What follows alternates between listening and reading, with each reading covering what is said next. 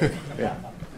Yeah, Carmelo, whenever the possibility of you coming to Oklahoma City was brought up, the common theory was you would never want to play in Oklahoma City. That's because nobody really knew me, but. So my question is, anything with obviously great roster and great organization, but the thought of playing and living in Oklahoma City, why was that okay for you? Well, first of all, it happened so fast, so quickly. You know, where I had to make a quick decision. But believe it or not, Oklahoma City was a team that me and my team talked about. We discussed it, and if the opportunity presented itself, whereas though we can kind of bring a deal to the Knicks organization, is something that both parties feel comfortable with. This was a team, this was an organization, this was a city that I had no problem coming and being a part of. Carmelo, how much did Russell and Paul play a part in that, just in terms of convincing you to be here and wanting to play with you? Russ don't really do the convincing. He came to New York, played pickup at my gym. I saw him in Paris at Fashion Week. Me and Russ became closer and closer over the years, and he was a big part. He was a big reason why I wanted to come here. To see his loyalty to the city, to this organization, what he was able to do, on the court. I wanted to be a part of that. Adding PG was just another reason why I wanted to come here. Our relationship, our friendship, but our respect for one another as basketball players was a reason that I wanted to play alongside him and have an opportunity to compete for a championship and kind of just bring, some more energy. Not like this city needs any more energy, but it's a different energy, a different focus, a different motivation that myself have, Paul has, and Russ has. Being that we haven't won a championship yet in our career, and we see that, and that's our ultimate goal. You posted on your website kind of like a love letter to New York, saying goodbye to everybody. When you look back, and I guess, how will you reflect on your time with the Knicks, and how do you hope fans will remember your legacy there? Well, I think you have to ask those fans. I think for every fan, they would give you a different answer to that. But I thought I became a product of my environment as far as adjusting to what I had to adjust to from a basketball standpoint. Win, lose, or draw, I was there every night. I came in, competed every night. I stayed professional throughout, all the ups and downs of, that comes along with being in New York. It was a lot of noise, so I had to find some type of, quietness and, find some me time to, try to figure this all out. But I don't think the fans will have anything bad to say, because I think they understand. They're very educated. They understand what it's like playing in New York. And for me, I feel like I've embraced all of those challenges, playing in New York. And off the court, I was very, engaged with the community, engaged with the youth, family, friends. I will always feel like I'm a major part of that city, so that's not going anywhere. And I just want those fans to understand that this was a business decision. This was a career decision, and it happens. It's sports. There's times in sports where everybody got to go their separate ways, and there's no hard feelings. There's no bad blood between myself and that organization or anybody over there. But I'm here now, and I would like to close that chapter and begin this new chapter. The common thing when you bring three guys that have been lead dogs on their teams, can they mesh? Do you see that as a problem? And then two, you got a short preseason, which I think everybody likes, players and fans alike, but that's a shorter time to work together. Do you see that being an issue? I don't see. The only issue I probably would say that we're going to face is the chemistry early. Getting to know one another. Not trying to make it all happen all in one night, all in one game, and understand that this is a process. This is a marathon, and you know, it's going to take a little bit of time to, you know, for us to gel, not just us three, but the whole team to get a chance to know one another.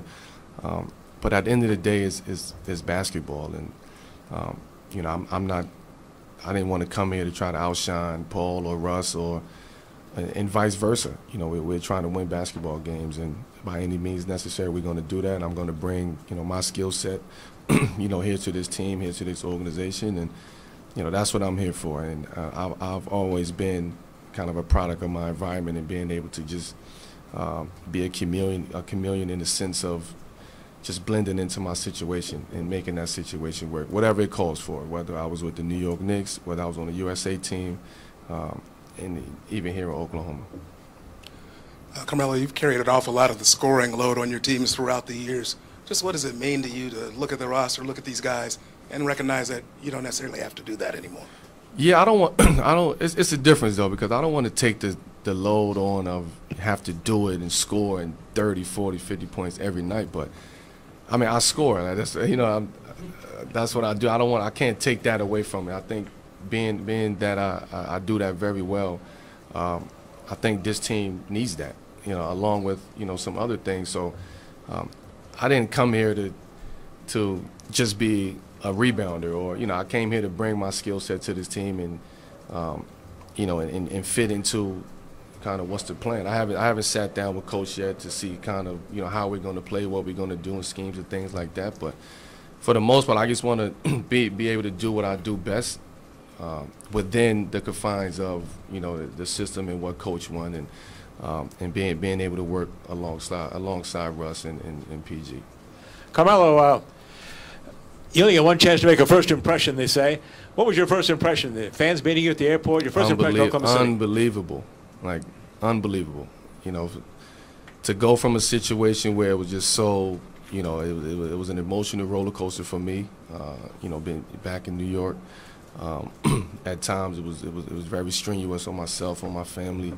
You know, my family is actually, you know, still there back in New York. So I just want to take my hat off to them for being able to stick it out with me and deal with that and deal with me after, you know, the long nights and the lonely nights. But to come here on the flip side of that and just feel that passion and feel that energy, and anytime you feel wanted and appreciated, you know, that you can't even put those, you know, those feelings into words. Carmelo, what's your history with Billy Donovan? How well do you know each other, and what are your thoughts on him as a coach? I don't really, honestly, I really don't. I mean, I have no history with Coach, you know, so that's going to be another process that we have to get used to. But I respect him, Hall of Fame coach. I respect him. I know his, you know, I know his pedigree. I know what, you know, his resume. I know what he's about. Technically speaking, he's a young coach in, you know, in this league, still learning. But I'm all in. I'm all in with him. You know, whatever he needs from me, I'm there. You know, he can communicate with me. He can come talk to me. I can come talk to him. And I think that's the way that we're going to make this thing work. And you know, I'm letting him coach. I'll be the player, and you know, I respect that, and we go from there. Well, Melo, I had two questions actually. The first is, how do you feel about, you know, starting at the 4, or the concept of starting at the 4, or even coming off the bench? And the second question is, Who, me? Oh. I guess that answers that part. I mean, I don't know where that started, where that came from. Hey, Peter, they said I got to come off the bench. No, I'm sorry. Go ahead. Well, how do you? I guess the bench question is not a question, but how do you feel about the potential of starting at the 4? And then on a lighter note, how do you feel about the phenomenon of Hoodie Miller? The first part is to speak on playing the 4. I won't even call it the power forward position anymore in this day and game. It's a 4. You know, it's a number. You're out there on the basketball court. It's a position. I don't feel no type of way. I feel like, you know, there has been times where I've been my strongest at that position. And you know, like I said earlier, I can adjust. You know, if you need me to play the 3, which is my natural position, I would do that. You need me to play the 4, which is, you know, I think I can actually be a lot better at the 4 with this team, then I'll do that. You know, and I'll be moving around, so I'll be moving around. But I have no problem with playing the 4, none at all. I actually like that. I actually embrace that, and I think for this team, it would be better for me to play the 4 and more beneficial to everybody. And the Hoodie Miller thing,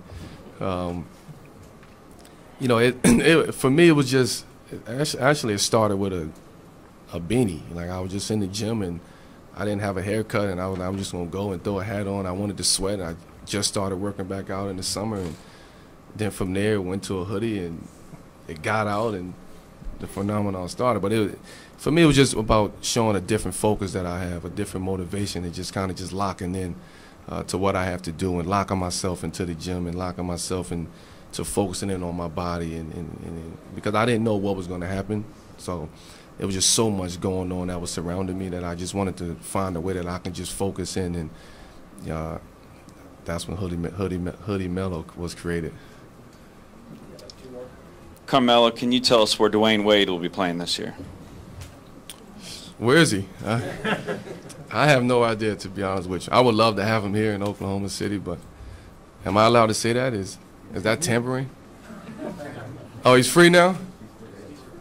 Come on, D. You know where you belong at. Come on. That's all I'm going to say.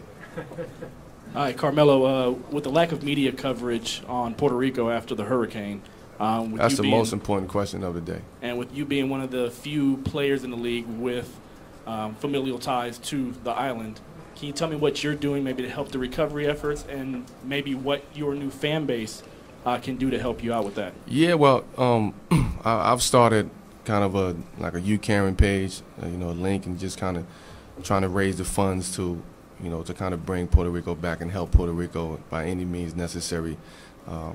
I'm committed to, to my island to help everything, and I'm talking to the government officials down there. I'm talking to all these organizations of just trying to figure everything out. I don't want to just do something just to do it. I want it to be meaningful. I want the people to, feel impacted of, by what I'm trying to do, what I'm trying to create. So it's just so much that's just going on right now down there on the island that it's hard, to say I'm going to do this or I'm going to do that, I'm going to do that. It's not until we really figure out exactly what's going on, exactly, what we're going to do. But I'm committed, and I call on everybody, any and everybody, to not overlook, Puerto Rico, because there's so many things that's going on in the world today, in our country today. And at the end of the day, Puerto Rico is a part of, the United States, so we cannot overlook, that island. So, I challenge the powers that be, the President of the United States, to not overlook, Puerto Rico. Don't overlook our, Puerto Ricans. We need your help. We need all the help that we can get. So, thank you.